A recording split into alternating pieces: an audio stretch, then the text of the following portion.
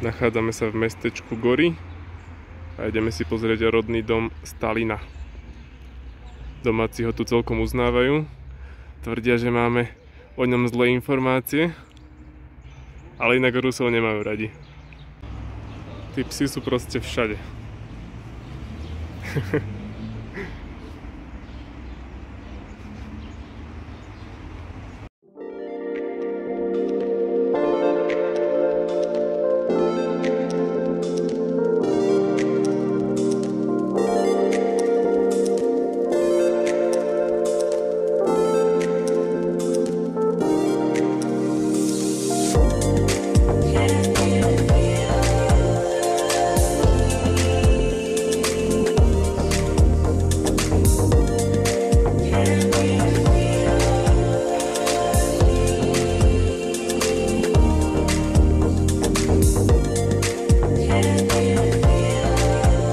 Ďalšia mestská doprava v Tbilisi.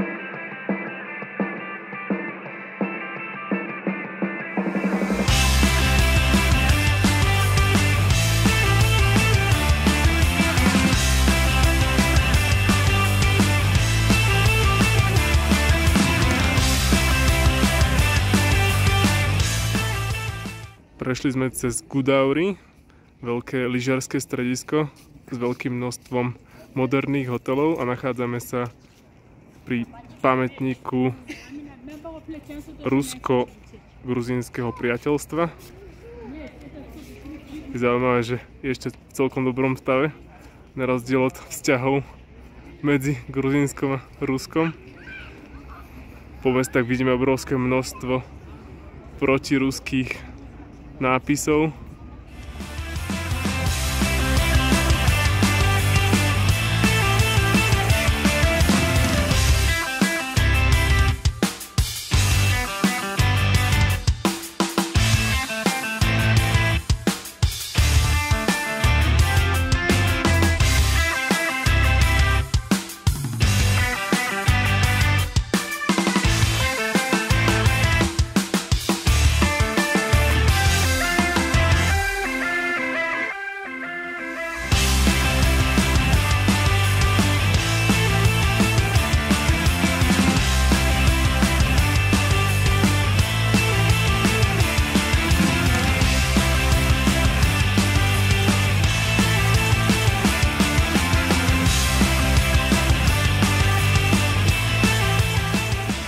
Po ceste k ruským hraniciam máme ešte takúto peknú vyhliadku.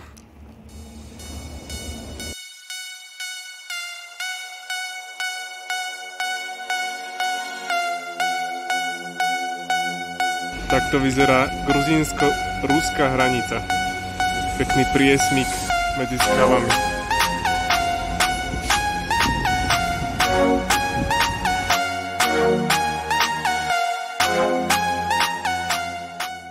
Dobré ráno, dnes je deň D, budík sme mali o 5 a už sme pripravení vyraziť.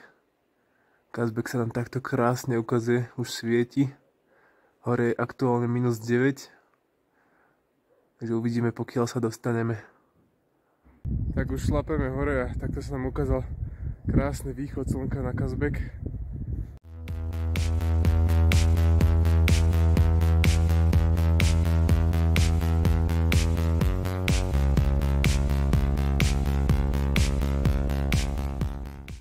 Domáci už šlápú hore na koňoch. Blížime sa k hranici 3000 metrov. Pred nami sú nejaké horské chaty. Tak ideme vyššie, ale už od nás pýtajú pas. Pohraničníci nás držali aj vyše pol hodiny, ale sme za kontrolou a blížime sa k prvému ľadovcu. Riadne sa to topí.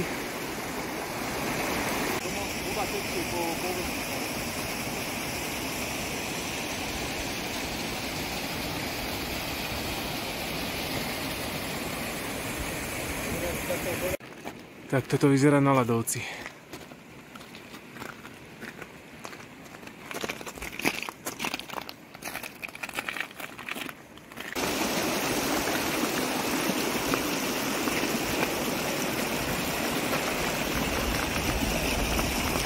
Ha, kone na ľadovci.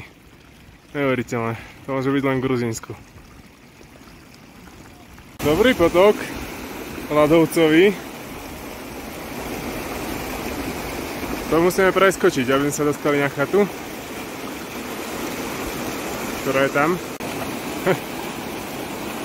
Takto vyzerá základný tábor pod Kazbekom, co stanuje. Co to niekde hore, ideme na kaponku a potom len tam ďalej uvidíme, pokiaľ sa dostaneme.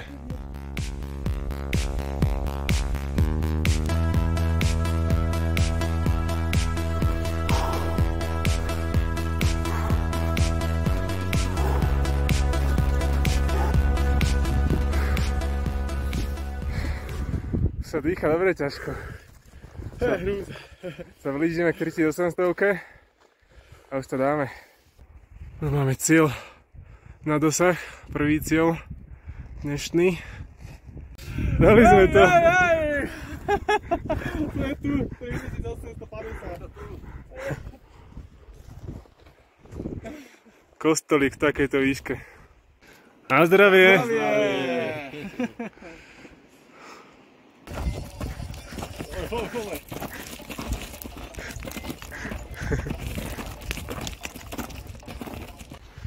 Keďže máme stále málo, tak ešte si ideme vyšlapať k Bielemu krížu, odkiaľ pokračuje výstupovka na vrchol. Pozrieme si ten výstupový ľadovec. Trošku sa nám odkrýva vrchol.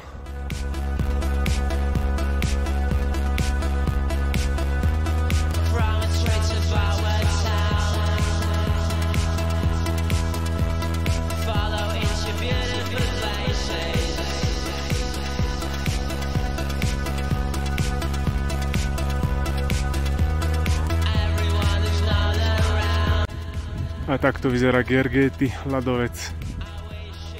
Už ďalej idú iba trasy pre horolezcov, takže tu už sa otáčame.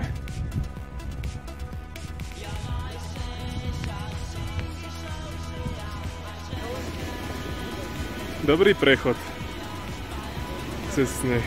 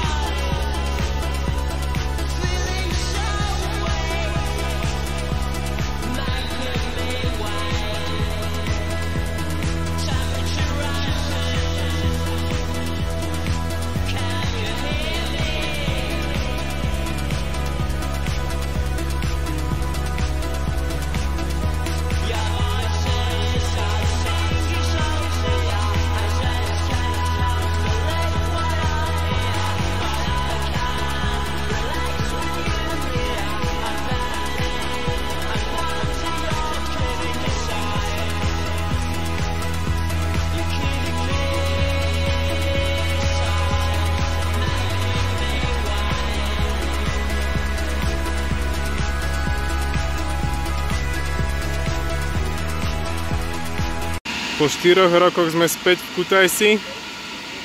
Už v tých časoch bolo toto ruské kolo podľa mňa na spadnutie. A neuveriteľné, že ešte stále funguje.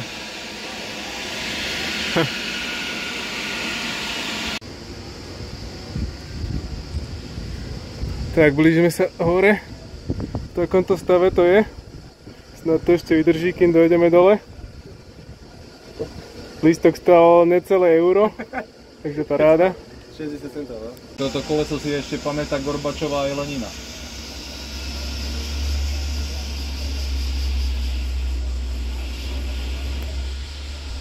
Dole do mesta ide takáto lanovka, stojí 30 centov, takže úplná paráda. Snad tam budú dobré výhľady.